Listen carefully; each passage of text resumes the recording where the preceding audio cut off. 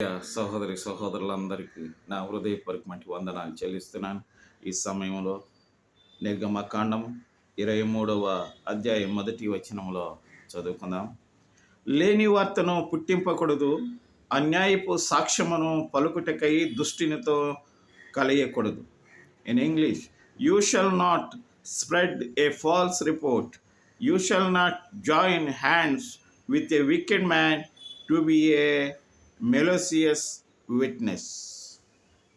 ఈ ఆజ్ఞలకు మనము తల వంచి దేవుని ఆశీర్వాదాలు పొందుగాక ప్రార్థన చేసుకుందామా?